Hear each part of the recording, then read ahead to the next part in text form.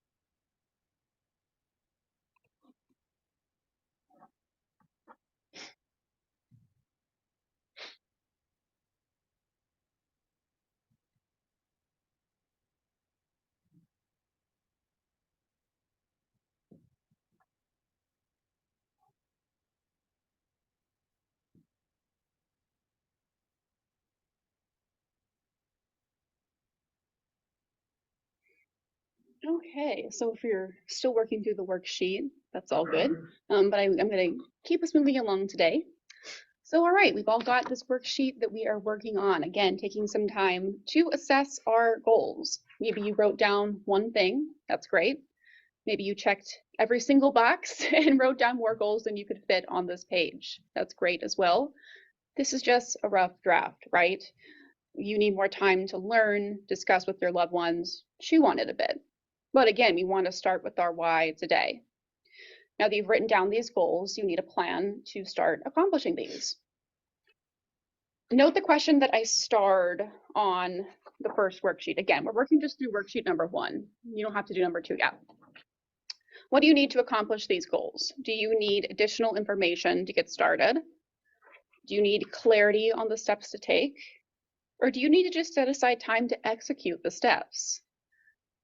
Right? Do you need accountability? Has anyone else ever gotten stuck in the make a plan stage and not followed through, right?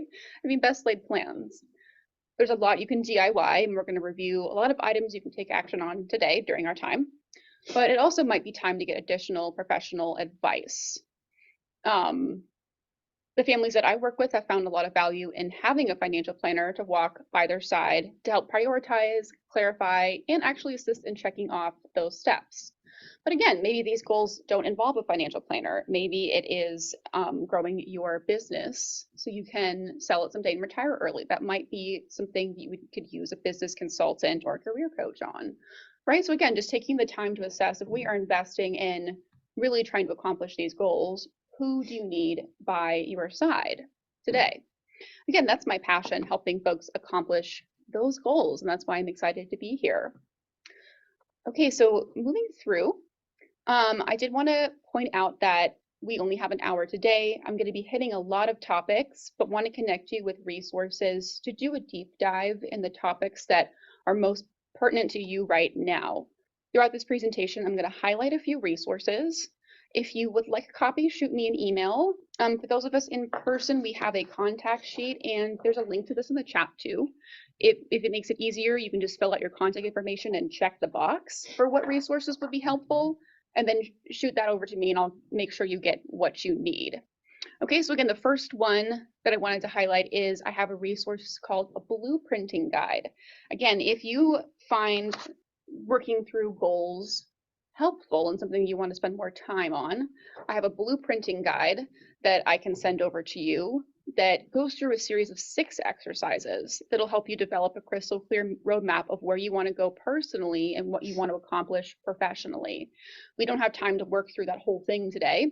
Maybe that could be a separate workshop we do, but if you want a copy, just let me know. Okay, number 2, moving on to the second habit we're going to talk a little bit about today is understand and mitigate your risk. Again, these habits are not rocket science. We are talking about our goals that you want to accomplish. One of the first things you need to do is assess and plan around the risks that are on the table. What could throw you off course?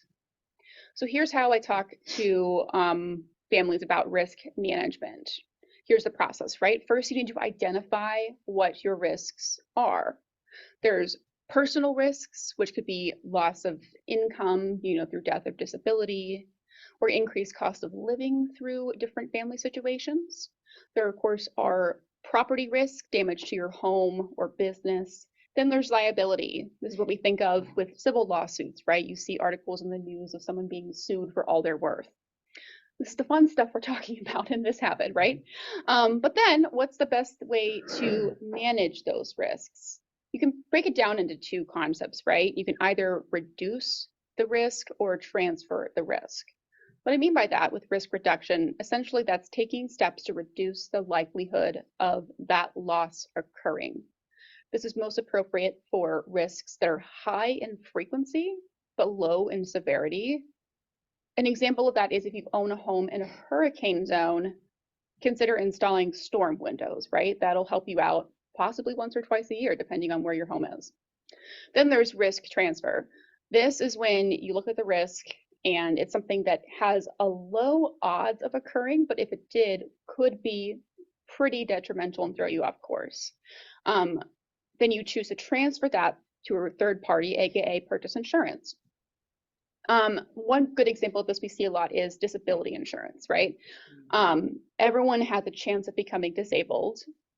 Most folks will not experience that, right? So there's 2 things you can do about it. You can choose to, of course, reduce your odds of disability by putting in healthy habits or driving safer, right? Or you could transfer that to a third party. Instead of saving half of your income in the savings account called in case I get disabled, you can purchase disability insurance, right? That's how most folks approach that. I do want to highlight today some special risks to consider if you are self-employed. I know we have a lot of self-employed folks here in the chamber. So of course, starting with the fun one, death. I suppose everyone's at risk of dying, self-employed or not, but of course you have additional risks to consider if you are self-employed. Essentially for self-employed folks or small business owners, you have two things to think about, right? You have to make sure your risks are covered on the personal side, but also on the business side.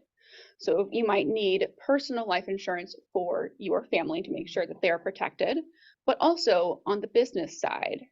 A lot of business owners, especially with business partnerships, will take out what's called key person life insurance. What happens to your business revenue if your business partner or a key revenue producing employee dies? Can the business bounce back from that or have enough cushion to still make payroll while you find a new person to lead the business? Also, for folks with business partners, you need a plan for what to do with your shares if you were to die, right? I'm guessing for most of us, if we were to pass today, our spouses would have no idea what to do with our business, right? Unless you happen to be in business with your spouse. A lot of small business owners with partners set up what are called buy-sell agreements. These are legal agreements that require the sale of business shares upon a triggering event, like a death or disability. These are often funded by life insurance policies. So this could be something like a cross-purchase agreement, which is a legal agreement that your business partners would essentially buy out your estate if you were to pass. Or an entity purchase agreement means that the business itself would buy back the shares. Again, these are all can get really detailed and depend on how the business is structured, but just something to keep in mind that if you are a small business owner in partnership with others, how do you plan for, again, the worst case scenario? And we see the same thing for disability and liability insurance as well, right? You're going to want your personal disability and liability insurance, but then also making sure that the business is covered. What if the business gets sued for all of its worth? What would happen to your business, again, if one of the partners or one of the key revenue producers were to become disabled? You might not be able to make payroll, right? You can take out what's called key person disability insurance for your business. For business owners, the deductibility of these premiums differs based on the type of policy, but if that's something you're looking into, we can chat about that after. Again, a few more guides. Let me know if this is something you want to do a deep dive into. The first one's for small business owners. The second one is for everyone. I don't sell insurance, right? I'm a financial planner. I help families assess what type of insurance would be best to look out for, and can connect you with an insurance broker to find the right fit. Because again, insurance is a big part of a holistic financial plan, but I do not personally sell that. So again, let me know if you want to do a deep dive into insurance policies. So the second thing we're going to talk about with risk is investment risk. So understanding risk and reward is really critical to making sound investment decisions that are aligned with your goals. Have you ever wondered if you're taking too much investment risk or maybe not enough investment risk? Let's talk about it. So let's break down investment risk. You can think of it this way. You have your risk appetite, which is the amount of risk you want to take on. You have risk capacity, which is how risk will affect your goals, essentially. And then your risk target is how you want to invest your investment accounts, right? So with your risk appetite, you need to be honest with yourself about how much risk you're willing to take on. If you know you can't stomach more than a 10% drop in your accounts any given day logging into Schwab, do not put your portfolio in risky assets like crypto, okay? Like, trust me, it is not worth it to be up at night worrying about this kind of stuff. You need to be honest about how much risk you can stomach. Then there's the risk capacity to make your investment decisions based off of your long-term goals, not just short-term market movements. And this all has to do with the goals that we are working on together, right? These goals all will probably come to fruition at different times in your life. So how can you appropriately invest for those goals? We'll look at that more in just a second. But an example is, for most folks, a retirement fund, right? I'm a millennial. It makes sense for me to take on a lot of risk in my retirement portfolio because I need it to grow if I ever want to retire, right? And I have time for my retirement portfolio to bounce back next time the market crashes. But if you're looking to retire in the next 5 to 10 years, it's time to take some risk off the table. Our investment strategist, Kurt Gross, will share a helpful adage a lot with our clients. And he always says, don't take on more investment risk than you need to take, right? If you're 5 years from retirement and already have built up your retirement nest egg, don't take huge risks by putting too much in a high flying stock. If you want to gamble, just go to the casino. It's a lot more fun, right? So it's all about lining up the risk in your investment portfolios with your goals. So again, once you put those two pieces together, how much risk you can stomach and what risk is appropriate for your goals, then you want to identify a risk target. When you invest in your account, you of course want to diversify your portfolio, yada, yada. I'm not going to get into those kind of details today, but if you are interested in learning more, we can talk more after. But again, it's about understanding where the appropriate risk target is for you. So then you can, again, make an informed decision and stick to that plan. When you can stick to a plan, then you're not going to go in and make emotionally driven trades next time the market dips, next time a meme stock takes off. Again, we are long-term investors here, not short-term traders. So with talking about our risk, like I mentioned earlier, most people are going to have different goals for different times in their life. You can think of it kind of like these 3 buckets. You have your today bucket, that's for planned expenses or emergencies that might pop up. This is money that you might need in the next 1 to 2 years. And these funds you're going to keep in usually a bank, CDs, or a money market. They're not going to grow very much, but again, there's also not a lot of downside risk there. So you want to make sure you have your today bucket covered. The next bucket is your tomorrow bucket, what we call it. That's for your next life stage. It's going to be accessible when you need it. And this can be invested in a portfolio designed for, more conservative growth. But again, still riding a little bit of a roller coaster, but not the huge highs and lows.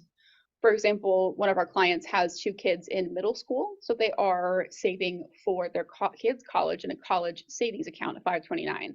That is invested for more conservative growth because the kids are 5 to 7 years from college. We still have a little bit of time for it to grow, but we really don't want to put in anything too risky and risk that portfolio crashing when they're freshmen in college and need to start paying tuition. Then there's their future bucket, right? For life stages farther down the road. We're looking at over 10 years away. That is what you want to invest for long-term growth. Those are things, again, more like stocks, investing in possibly some international, some other derivatives as well. So again, we take a look at our worksheets. We worked on checking off or identifying some goals. What I want to do now is just take 30 seconds or so to look at our goals and write down what bucket that might fall into. Are your goals more today, tomorrow, or future bucket goals? Again, just take 30 seconds or so.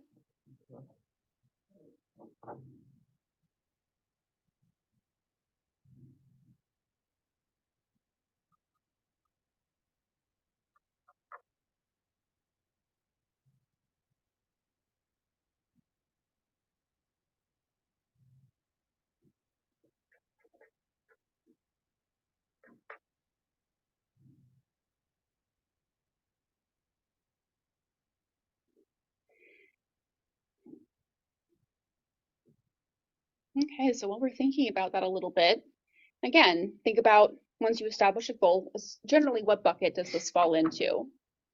Do you not only have a plan to build up those buckets, but are the buckets growing appropriately, right? Does the risk target match what the goal actually is? So to put these pieces together, I do have a questionnaire I can send out people. It is a questionnaire that boils down these concepts of risk capacity and risk target into a handful of multiple choice questions. It's the best kind of multiple choice quiz because there's no wrong answers. So let me know if you'd like a copy of this. Again, you can check it off on your sheet or reach out to me about it.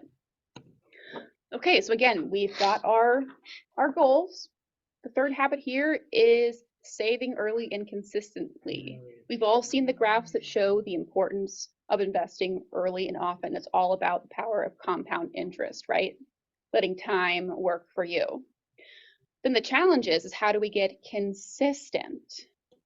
What I want to talk about today is automate, okay? What's more consistent than programming something in to happen automatically? I'm not talking about trusting speculative AI to pick the next high-flying stock, okay? I'm talking about using tested strategies for your savings and investing so you can set it and forget about it. Here are a few tips that you could use to, again, kind of automate those financial habits. So you have these goals, you have these buckets. How are you going to fill those buckets, okay? On the saving side, of course, a really easy thing to do is set up recurring transfers. That's something that my spouse and I have set up to a couple different kind of savings buckets, right? Of course, you can direct deposit from your paycheck too. A lot of employers will allow you to put your take-home pay directly into multiple accounts. You could put some into checking and some right into your savings, so you never see it touch your checking account. You can also set up recurring transfers into different buckets. A lot of the online banking apps or accounts like Ally Bank will allow you to kind of set up little visual buckets within your savings account so that you can see $500 a month is going to your vacation bucket or going to your quarterly tax paying bucket, and you can open a separate account for these things, but if you also just do it virtually in those buckets, it really helps to be able to visualize where that money is going automatically to make sure those goals are funded. There's also this thing that I've seen a lot of clients starting to try. They're roundup apps. There's a couple different apps that will help you round up your purchases to save more. What you do is you link it to your credit cards and to your bank account. And essentially what that does, it'll round up every payment and either save or invest that money. If you just round up to the nearest dollar, you might only save 20 bucks a month, but you can set up multipliers, right? So you can round up and then times it by 5 or something, or round up to the nearest $10 or something. And again, these are just little ways to set it and forget it and let that money add up over time. On the investing side, you can also, of course, set up recurring transfers into, okay, each month I want to put a little bit toward the tomorrow investment account and the future investment account. There's also something you can do if you have a chunk of money you want to invest. Let's say, for example, you sell a piece of real estate and have $50,000 you want to put in long-term investments. If you're worried about timing the market and are nervous about putting it all in at once, which you can't time the market, by the way, what you can do is something called dollar cost averaging that we've seen kind of take away some of the anxiety for putting large investments away. Instead of putting 50 grand in at once, you can set it up so that 10,000 over 5 months goes into your Schwab long-term account, for example. Of course, on the investment side, there's your paycheck contributions. Most of us think of our 401k with this. I know that if you, read a lot about investing or watch YouTube videos about it, the 401k is not as exciting or sparkly as your Bitcoin wallet or E-Trade, but oh my gosh, guys, so many studies show that your 401k is the best and safest way to build long-term funds. So do not, pass on the 401k and other employer retirement plans. So if you are not maxing out your retirement account and what you can contribute each year, you might want to consider increasing those contributions. When we work with clients that are looking to increase it, let's say that we look at the numbers and they're only contributing 10%, but in order to hit their retirement goal, they need to be contributing 20% of their pay. Well, if they were to do that in one fell swoop, that would be a pretty big hit to the take-home pay, right? But usually where we start is going in and just increasing that contribution by 1%. Trust me, 1%, you will not feel it on your take-home paycheck, but over time it'll add up.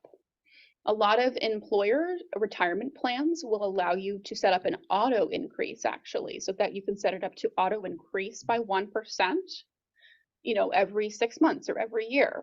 And if you don't have that option with your employer retirement plan, you can always set calendar reminders to go in and do it. You will not notice that little 1%, but again, over time, that's how you get to your target of putting away what you need to put away. So on the investing side, there's also some things you can do regarding automation as well. I'm sure a lot of us have heard of target date funds. Those are a great place to start for retirement savings, especially because that will help kind of automatically calibrate your risk toward where you want to be at your retirement date. Now, some of these, what I've noticed in the different target date funds, some of these are actually more risky than others. So of course you want to do your own research and make sure it's actually what you can stomach and not just what Vanguard says you can stomach. You can also set up a lot of these accounts to go in and automatically rebalance your accounts. As experienced investors know, if you start out with an account that's 50% in the stock market, if the stock market has a great year, by the end of the year, you're going to be 70% in the stock market and more risky than you want to be, right? So you need to go in and tweak it sometimes. But a lot of your online investing platforms will allow you to set up automatic rebalancing quarterly or something, which is good. Another little thing to do is, of course, you can set up investment accounts to reinvest your dividends and interest. This automatically happens in retirement accounts, of course, but in brokerage accounts as well. If you are not living off of dividend and interest, then you might as well keep those reinvesting, right? All those little things add up over time. Okay, the next habit we're going to talk about is focusing on the details that matter, right? So let's say your goal is to put away an additional $10,000 this year toward one of the goals on your sheet. You can either choose option A, hack away at some big expenses, or option B, focus on the daily habits. If you choose option A, hacking away at big expenses, you can save $100 a month, downgrading from your fancy gym to Planet Fitness. You can save a few thousand by vacationing in Cancun instead of Bora Bora.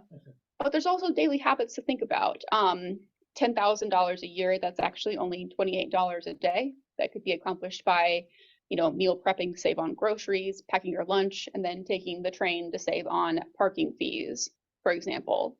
For most people, it's a combination of these two things, looking at those big expenses and the daily habits.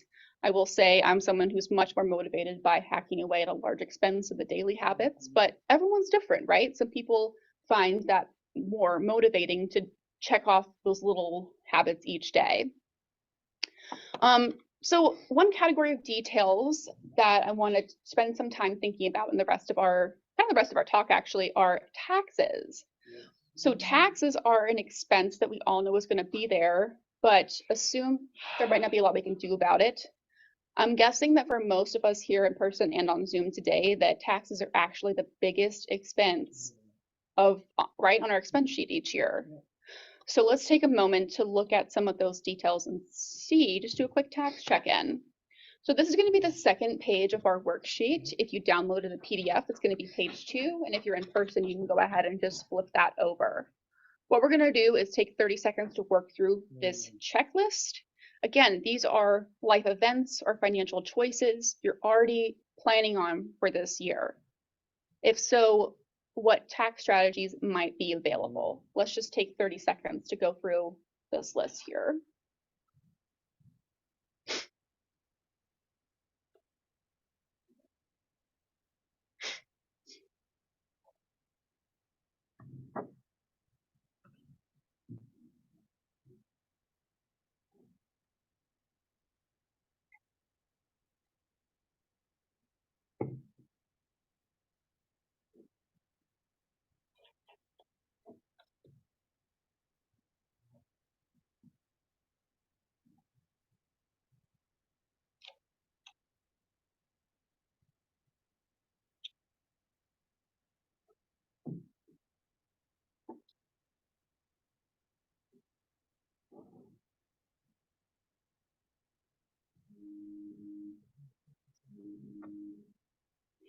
Okay, we can keep looking through this. As you can see on this sheet, I didn't put a lot of details as to the rules and limits of these tax credits. It's pretty detailed and changes every year, right? Depending on your situation. So big picture, again, if you checked one of these boxes, it might be time to reach out to your financial professional, again, your financial planner, your CPA, your accountant, to see if there's any tax credits you might be missing out on. And you can do some of this research yourself online too, right? You might have checked a box and none of the credits actually apply to you. But again, it's a good exercise to at least go through some of the most common deductions and credits to see what you might be missing out on each year, right? If there's free money, you might as well take advantage of it. Again, if you are looking to do more of a deep dive into tax planning, if anyone got surprised this year with their taxes, we can send you more resources for that too. Just let me know. The fifth habit, this one's a quick one, is avoiding high interest credit at all costs. We're going to kind of get into good debt and bad debt here. When we talk about avoiding high interest credit, this all starts with your emergency fund. I'm sure most of us here have heard of that concept and have a little one built up. If you have, again, 3 to 6 months of expenses on hand, you can cover most unexpected things that would come up and lead to credit card debt. For most people, credit card debt is the most common bad debt you're going to get into, right? It's that super high interest stuff. For business owner clients that I work with, we always recommend keeping 12 months of expenses on hand. As business owners know, or self-employed folks know, your income can be a lot more variable and can take a little bit more time to build versus just going out and finding a new job. So again, it starts with your emergency fund. A rule of thumb, again, for good and bad debt, is don't finance anything that depreciates, is kind of the rule of thumb here. So when we get into bad debt, is debt with those high interest rates on assets that are losing value. I know I worked food service during college, and I had a coworker that had taken out a loan on a nice big truck like this one. He loved that truck, but oh boy, did he regret that, because almost all of his paycheck went toward that truck note. And we know cars lose value just by driving them off a lot, right? But then there's also some opportunities for good debt out there. Good debt is debt with lower interest rates on an appreciating asset, right? It's better to finance a house than a car, better to finance a business than a vacation. Also things like education, the paper diploma is not going to appreciate in value, but it is an investment in increasing your earning potential in a lot of times. So if you have a situation where credit makes sense, again, it's good debt was what we're looking for. Be on the lookout for special loan products. Again, I'm not a lender, but I help connect clients with different loans that might be the best fit for them through different third-party banks. So for example, for small business owners, many of the regional banks have loans tailored to different industries. I know PNC Bank has teams specific for folks in healthcare. M&T has some lenders that specialize in government contracting too. So if you're a business owner, it might be helpful to find a business lender that especially works with businesses like yours to set up credit. On the private banking side, there's lots of different types of loan products out there, especially for mortgages. There's, of course, special mortgages for first-time home buyers. There's even mortgages for purchasing homes in rural areas and for specific professions. When my husband and I bought our first house, we were able to use a physician loan, which meant we put no money down and didn't pay private mortgage insurance. Really interesting products out there for different professions. So again, just a reminder to be on the lookout for what could apply to you to make that good debt even better situation. So the third point on here, we're talking about credit. It has to do with times when interest rates are low. We know this year interest rates are not low, but I wanted to include this discussion because I was asked this question over and over during 2020, 2021. Should I pay for this large purchase with cash or take out a loan? So when interest rates are low, you need to consider if you'll make more money paying down the loan or make more money in the market. Again, for example, we had clients during 2021 that were offered a 3% interest on a home or vehicle that they could have paid in cash, but they chose to take on a loan because, again, 3% interest is pretty cheap. That could be good debt, and put their cash to work earning 5%, 7% in the market, right? So again, it's kind of a numbers game at that point. So the next habit I want to talk about today is investing tax efficiently. So again, we talked a lot about establishing our goals, figuring out what buckets they would generally fall under, and then investing in those. So how do we do that again tax efficiently? It's always taking that little bit of next step to again kind of level up, see where we can take advantage of some free money or other advantages there. So this habit, I'm going to cover a few concepts here. This habit's a little bit longer, a few more slides. First, we're going to talk about which accounts to invest in. Then we're going to talk about, again, some ways to not leave free money on the table. And third, a few more opportunities to level up those investments as well. So deciding where to invest. Again, you have your goals. You figured out maybe which bucket they fit under. Where do you put the money? Right? If, like, practically, if you were to call Schwab and open an account or direct a transfer, where do you put that? We're going to talk about deciding where to invest. I don't have time to get into the details of each type of account, but we can talk about the big picture categories, right? The first category, of course, are retirement accounts. These have the most tax benefits, with some of these have deductible contributions. But they also, of course, have rules to follow for when you can take funds out, how much you can put in, and different penalties involved. We're probably all most familiar with employer plans like 401ks, but did you know there are special retirement plans available for self-employed folks or small business owners, right? If you own a business or even operate a side gig, you may be interested in opening a special retirement account to put away some of those earnings in a tax-advantaged way. So I'm going to look at some types of those accounts in just a minute.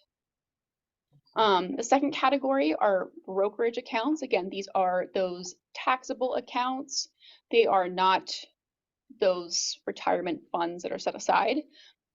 Investing in brokerage accounts don't save you on taxes up front, but the growth is taxed on capital gains, which is different than how retirement accounts are taxed down the line. They're income tax down the line.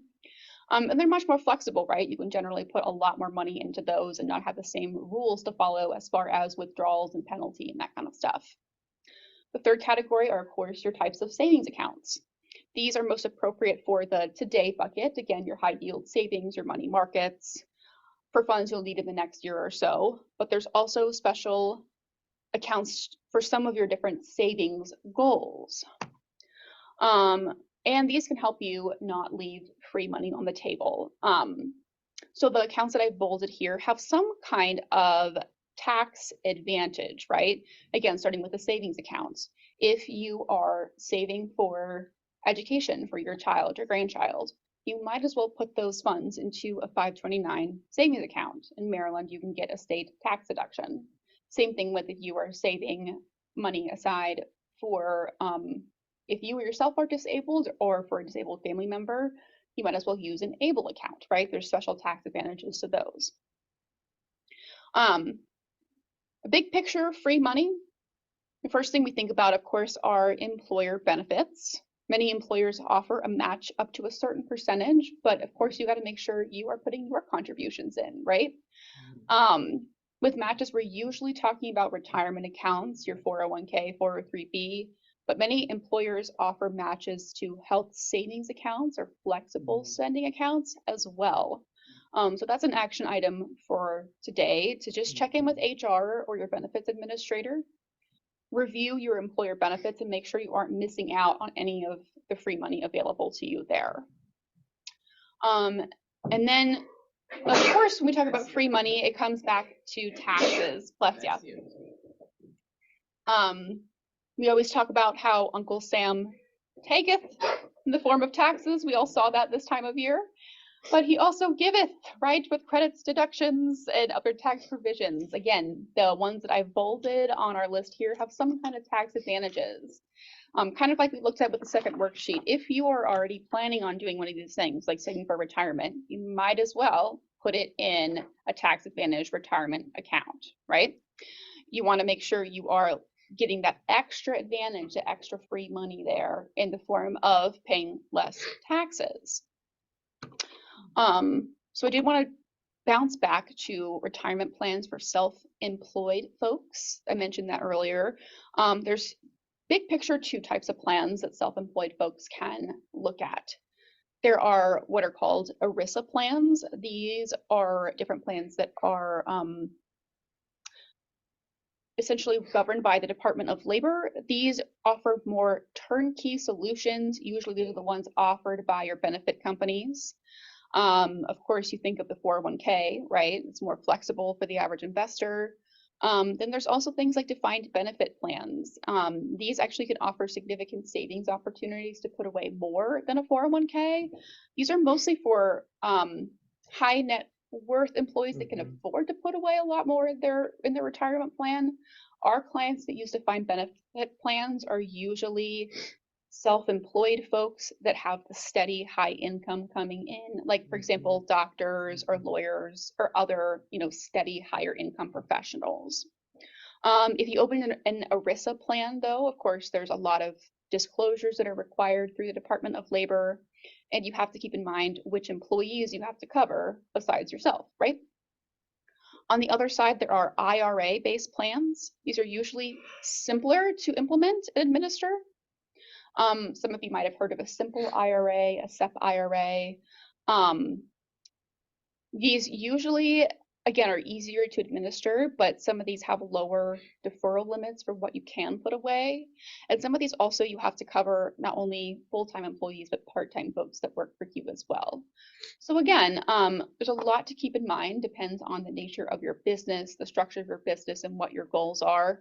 I'm not going to get into the details of the pros and cons of every single retirement plan. But again, it's good to know that if you are self-employed and looking to add this, then I can give you some resources and chat more about what retirement plan might be the best fit for your small business. And then kind of wrapping up the tax advantage investing, we're going to talk about a few different ways to level up your investments. If you're a sophisticated investor or work with an investment professional, there's a few opportunities that all come down to understanding how different investment assets are taxed, essentially. Looking at the time to cover these quickly, you're going to want to understand that stocks and dividends are both taxed differently based off your holding period, right? How long you've owned those. Bonds are generally ordinary income, so you might want to put those in retirement accounts. If you're looking at mutual funds versus ETFs and brokerage accounts, ETFs typically give more control over capital gains. If you own employer stock in your retirement account, there's something called net unrealized appreciation, which you should really know about. That's a huge tax advantage. And then sometimes there's advantages to owning high growth assets in a Roth. Okay, I ran through those very fast, just in the interest of time. But again, if you are a more experienced investor or working with an investment professional, let's chat after about some things you might be able to, again, implement to tweak to kind of level up how you are working the taxes.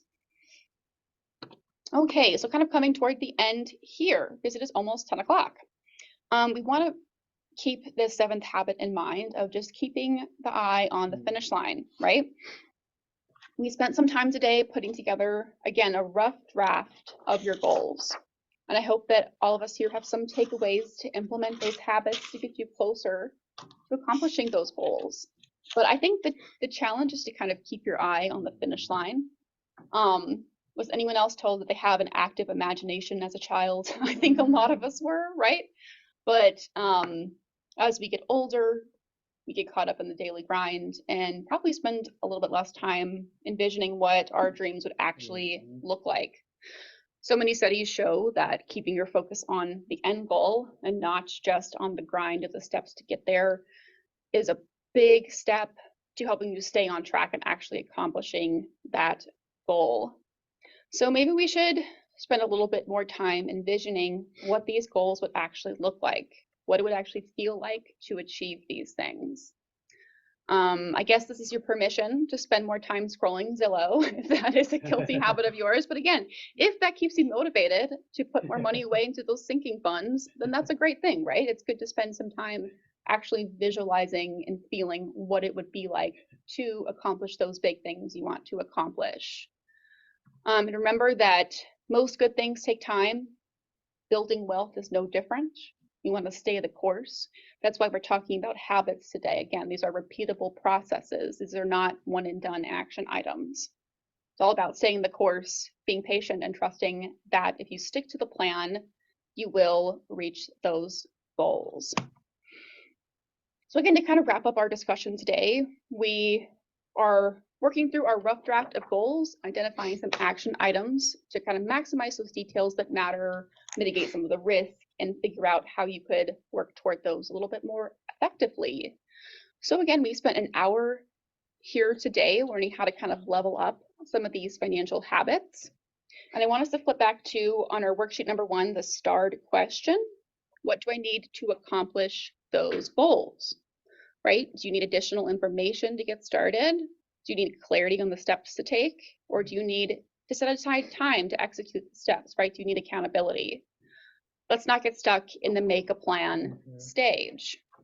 So when I work with families just like you guys, we walk side by side to help prioritize, clarify, and actually assist in checking off the steps for those action items.